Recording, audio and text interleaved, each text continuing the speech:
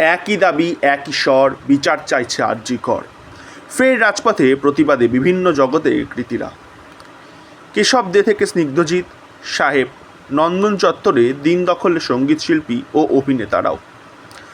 অপরদিকে একাডেমি চত্বরে চিত্রশিল্পীদের এক অভিনব প্রতিবাদ দেখা যায়। ক্যানভাসে তুলির টানে প্রশাসনের সরব শিল্পীরা। অপরদিকে রবিবার 18ই আগস্ট টেকনিশিয়ান স্টুডিওর ডাকে একজোটে টলিপাড়ার অভিনেতা অভিনেত্রীরা ও পরিচালকেরাও।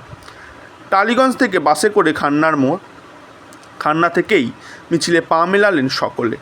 মিছিলে ছিলেন সাহেব, অঙ্কুশ, পরমব্রত, শুভশ্রী, শ্রাবন্তী, ঋদ্ধি সেন, আবির চট্টোপাধ্যায়, ঋত্বিক সেন, অঞ্জন সেন সহ প্রমুখরা।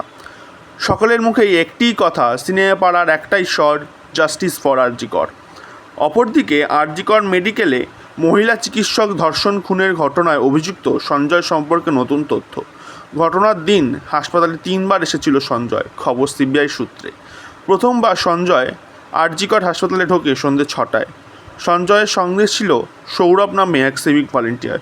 সৌরভের দাদা ভর্তি ছিল আরজি কর হাসপাতালের সার্জারি ওয়ার্ডে, খবর সূত্রে।